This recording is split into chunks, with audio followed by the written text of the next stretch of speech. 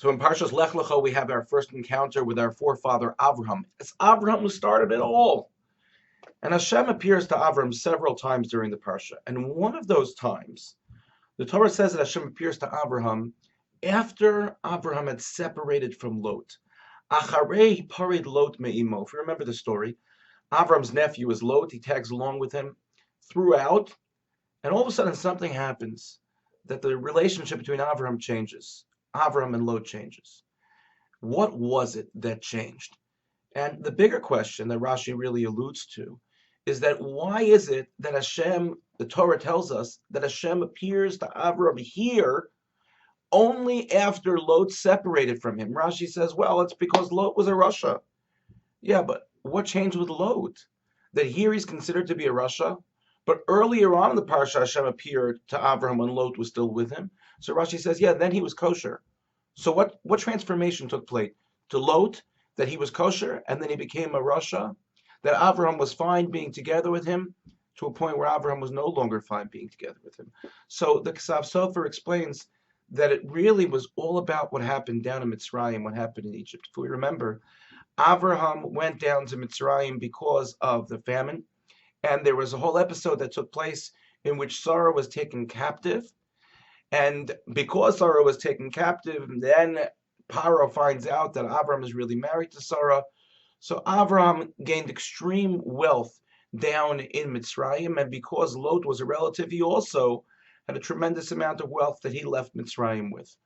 And so only after Lot comes from Mitzrayim do we see a transformation in the person. And the Ksav Sofer explains, Lot failed at the challenge of wealth.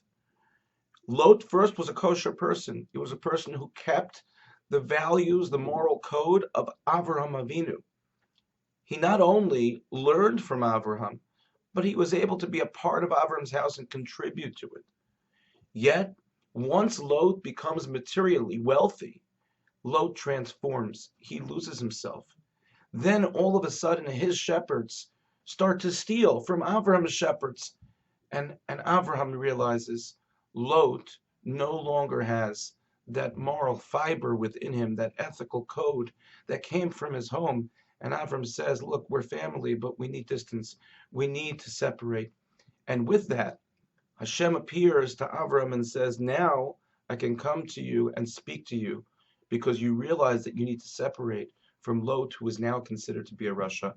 I think the Ksav Sofer is trying to share with us really a lesson of what it is, what happens to us when we end up being successful materially. The challenge of wealth. And when I say the challenge of wealth, it's a big, big term.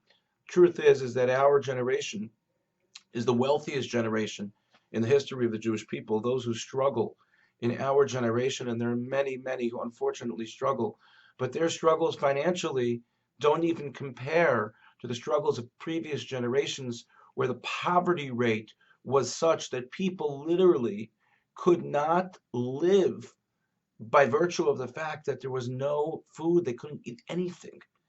And what a distinction, what a difference with our generation. And with that comes the challenge of wealth. What do we do? How do we respond? How do we act? And does our moral or ethical code become influenced or changed because of the fact that money influences? So maybe we be zocha, maybe we merit to really have clarity of vision when it comes to our success. And may Hashem bless us with that clarity so that success brings on more success and brings on growth on a material level and spiritual level as well. Thank you for listening and have a good Shabbos.